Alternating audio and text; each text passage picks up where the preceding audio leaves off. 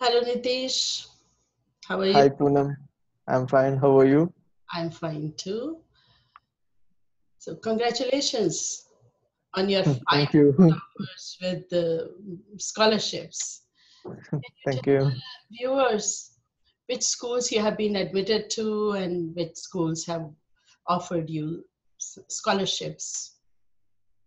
Okay, I've been selected to RISE, uh, May School of Business, Kelley, and ISB. And all the three US schools have offered me scholarship.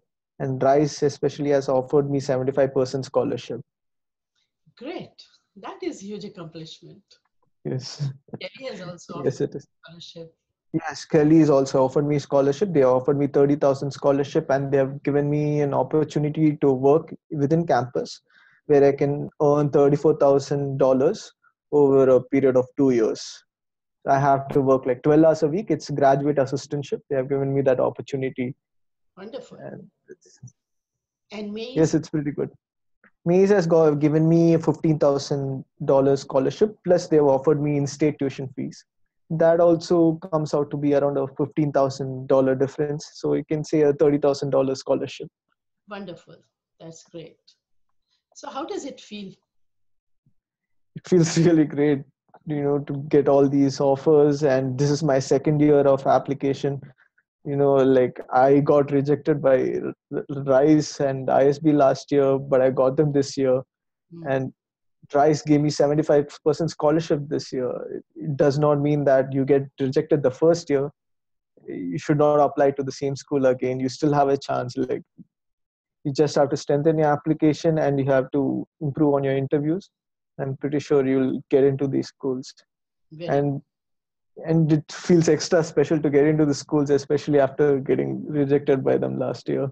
very true. So you are an inspiration for re-applicants that they should not be discouraged. Yes, definitely. They should keep trying and make their application stronger.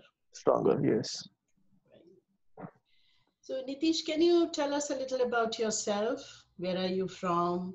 Where and what did you study as an undergrad? Mhm. And what Uh, do you do I grew up in Chennai, in India. I did my undergrad in National Institute of Technology, Trichy, which is one of the top 10 colleges for engineering.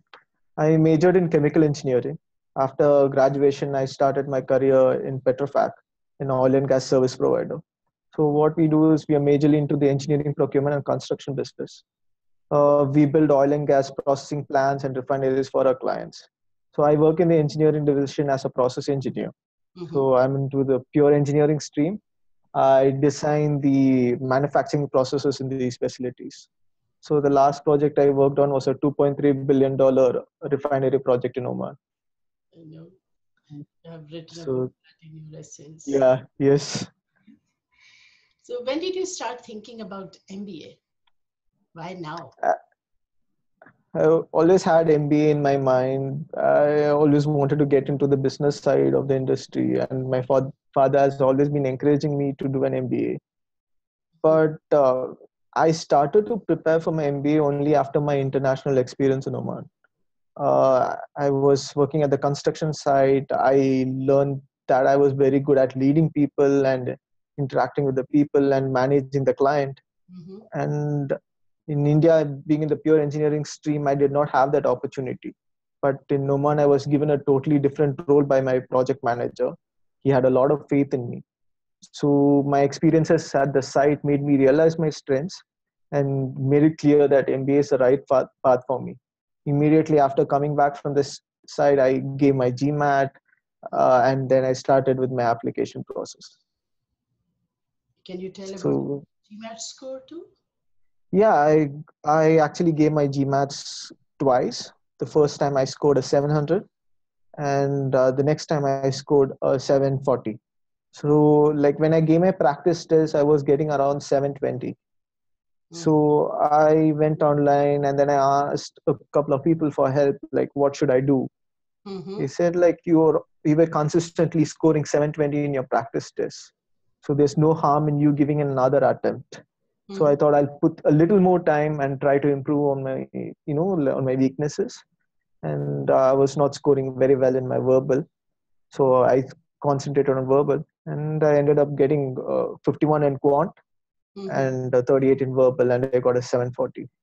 So I would say that if you're consistently scoring a particular, you're scoring something in your test. If you score less than that in your actual GMAT, I Mm-hmm. would say retake the test. A 20 or a 30 point will definitely help. Definitely. That is true. Yes. What are your career goals, Nithish? Um, I'm currently working in the oil and gas industry, and I want to do so, and I want to continue to do so. So I want to work in the business development part of the energy industry. Mm-hmm. So that's why I've targeted schools in and around Texas so that I can, work in Houston and for one of the major oil companies. Mm-hmm. So that's why rice is on top of my list, and Right. maize and Yeah, that is what I was going to ask next. That you got into all the schools you applied to and got five mhm. offers. So why Rice is the best school for you? I mean, apart from the scholarship part, the Yes. scholarship you received, why Rice is the best school for you? Uh, Rice is one of the best schools for a career in the energy industry. Right, It is situated in Houston, which has all the major oil and gas companies. right, And another important thing is around 25% of the class makes it into the energy industry. And you have a lot of alumni in this sector. So it makes your career research and your job placements much easier. right. And plus, I got a 75% scholarship in Rice that just makes my decision easier. Very true, very true. No, no denying the fact. Congratulations again. Thank you. So I remember you applied to some schools in round one, although Yes. you had to work on all the schools in round one, hmm you were so much under work pressure that you had hmm some schools to round two. So Yes. can you share your application strategy, planning, and preparation with our viewers? Yeah. The main idea was like it gets more and more difficult to get an admit as the rounds passes, right? Like for round one, round two, and round three, it's like round one is you have a better chance of getting in than round two. So I put all the difficult schools in round one. I Mm, tried doing that. So that seemed to be the best strategy. And I knew I would get into maze. I mean, it's much easier to get into maze. I could do that in round two as well. So I concentrated on the tough schools in round one. I wanted to apply to Rice early too, but because of the immense work pressure, I was not able to do that. Um, and I feel it's always better to apply in round one. That's what I would advise. yeah, but you didn't have much time and you were No, much. especially Rice had the video essay that takes a lot of time to prepare for, I know, I know, and that is difficult. And I did not have the time to do that. I know. So, looking back, what was the most challenging aspect of the school admission process? How did you approach that challenge and overcome it? And what would you advise other MBA applicants who are facing similar challenges? For me, the most challenging part of the application were the essays. I'm not used to writing essays, and like I'm coming from an engineering field, and for me, it's all about math and science. So when someone asks me to write in detail about your why you want to choose a particular school, and I always had trouble meeting the word count. And so what I actually needed was some guidance and ideas on what to include in my essays, and that is where you helped, really helped. Yeah. Sometimes I got the structure of the essay wrong. In one case I even got the complete essay wrong. Like I I remember. the yeah, the school wanted to know the personal aspects of about me, and but I wrote my about what I've done professionally, and I completely missed the mark there. But I'm lucky I had you to guide me through and fix these things. Thank you. You know, it's not only with you, it's with all the people from technical background. So, so you're not the only one. Okay. Don't worry I about also found the interviews a bit difficult in my first attempt, at least last year. It took me a few interviews to become more confident. Looking at interview reports from GMAT Club or Clear Admit, they really help. it. Mhm. And I would advise do a few mock interviews, before you give the actual interview. Yeah, It's very important that you do that. yeah, You put all these efforts into your essays, and then you can't afford to mess it up in the interviews. very true. And you didn't take interview prep service. No, I did not take it, Remember, you but worked on the application, I yeah. but it's good. You got through.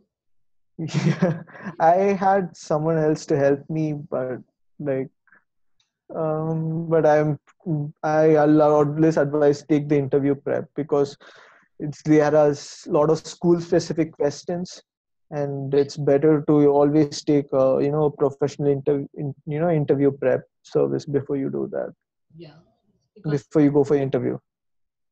true. So, what would you say is the mantra of your success? See, you succeeded at 5 schools, and they offered you good scholarships. So, would you like to give some pointers to Yes. prospective applicants? Now you are in that position. Yeah. Start your applications early. Yeah, like start your preparations early by April or May, and apply by round one. Never ever apply in round three. Take it from someone who has got rejected by applying in round three for RISE and getting scholarship, 75% scholarship the next year if you apply in early round. So don't apply in round three. People And did in round three as well, but yeah, so that's not the only reason, right? Of course. I got waitlisted. Mhm. The thing, you are competing with a lot of like with a lot of people, and there are very few seats remaining, and the competition gets fierce at that time. And it's like it kind of gets a little bit difficult also, because you have to give a re-applicant essay for most schools, and then they ask you what have you done in this year. And when you apply in round three this year and round one the next year, you have like very few months to justify how your application has I improved. totally agree. Only a few That months is, we had hard time putting together. yes. Yeah, so I would suggest, like, it's like if you have a dream school, I'd say like it's much better to apply in round one than rushing things in round three. It's Very true. Round one or round two, or stagger your applications in round one and two. Yes, yeah. That's true. So I'm sure, And Nitish, it has been an artist's journey, and might have you must have made some personal sacrifices also. So would you like to share that with the viewers? How did you deal with that? actually, I tried managing both my work and my applications together. The school selection and the application part takes a lot of time. It looks easy, but it's not. You'll have to put a lot of time, to put in. You have to think on what to put in your essays. You want to make your best application possible, but I know, the hardest part was making time for these after work, and I was working on weekends too. I know. And it was very difficult. So in the end, I just said, the applications are my priority, and I just took a week off my work to do my applications. So I would say that be serious about your applications. You can, and you have to make some sacrifices somewhere, and your applications have to be a top priority no matter what. That is true. And you must have made some personal sacrifices as well. Like, Yes, and I couldn't have, had no time for myself. It was, work, essays, and then sleep. Like essays also, I was getting like 1 or 2 hours a day max, but it was very difficult, I know. and I, personal life was non-existent. I know. I remember getting your emails at 3 a.m. And I was like, I couldn't sleep. It was a very difficult time, yeah. but you have to say, even if it's going to cost you something at work, I would say still go ahead. This is your, this you have to take, because you have to take the next step in your career, and the MBA is your stepping stone, and that gets your top priority. Very true. Very true. That's true. So let's talk about something outside of your professional area. What are you fond of? What are your interests? What are your favorite books? I love science fiction novels. Hmm. My favorite book is Jurassic Park and by Michael Crichton. Trust me, it's much better than the movies. Oh, really? And I haven't read it. yeah, they explore the science part. It's amazing. They talk about evolution and life itself. Uh-huh. The entire philosophical part was missing in the movies. So, and I like traveling, and I like adventure sports like rock rappelling and rock climbing, kayaking. I do these often. Go to places in and around Mumbai to Hmm. do these. Good. I play football regularly. We organize these sessions after work, and we play, and I say always have some physical activity. And it keeps your mind fresh. That's true. And I've also started learning to play the guitar. I want to start with some instrument, and this is a recent thing that I've started. Okay, that's so good. Yeah, try to keep myself busy. You're always so busy working 7 days a week, but yes, it's good that you find time for these activities, recreational activities as well. You're in. Anything else, Nithish, you would like to share with the viewers, with the prospective applicants?